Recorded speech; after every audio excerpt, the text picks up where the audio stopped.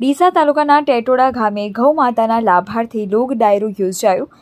અસલી ગૌમાતા રોડ પર પ્લાસ્ટિક કચરો ખાવા મજબૂર, જ્યારે ગાયની મૂર્તિ પર પૈસાનો વરસાદ થયો। નેતાઓ માટે ગાય માતા વોટ બેંકની રાજનીતિ બની। ડીસા તાલુકામાં આવેલ સૌથી મોટી ગૌશાળા એટલે ટેટોડા ગૌશાળા। આ ગૌશાળામાં અસંખ્ય ગાયો દાનવીરોના દાનથી નભી રહી છે।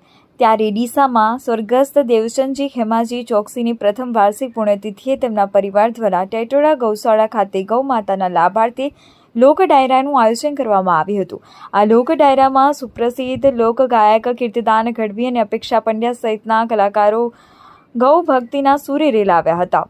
લોક ગાયકોની સુરાવલીમાં મગ્ન બનેલા ડીસાના ધારાસભ્ય પ્રવીણ માળી, પૂર્વ ધારાસભ્ય ગોવાભાઈ દેસાઈ સહિત અનેક દાતાઓએ ગાય માતાની મૂર્તિ પર અને કલાકારો પર નોટોનો વરસાદ કર્યો હતો। આ કાર્યક્રમમાં લોકસભાના ઉમેદવાર ડોક્ટર રેખાબેન ચૌધરી પણ ઉપસ્થિત રહી ડાયરાની મજા માણી હતી। ગૌ માતાના લાભાર્થે યોજાયેલ ડાયરામાં એક પછી એક ભક્તિના ગીતો સાંભળી ગૌભક્તો મોડી રાત સુધી ડાયરાની રમઝટ માણી હતી। લોકમુખે ચર્ચા મુજબ ટેટોડા ગામે ગૌ સેવા લાભાર્થી યોજાયેલ ડાયરામાં ચૂંટાયેલા પ્રતિનિધિઓ દ્વારા ગાયની મૂર્તિ પર પૈસાનો વરસાદ કરતા નજરે પડ્યા હતા। જ્યારે વર્ષોથી અસલી ગાય માતાઓ રોડ પર પ્લાસ્ટિક કચરો આરોગી પેટ ભરવા માટે મજબૂર બની રહી છે। નેતાઓ માટે ગાય માતા વોટ બેંકની રાજનીતિ હોય તેવું નજરે પડી રહ્યું છે।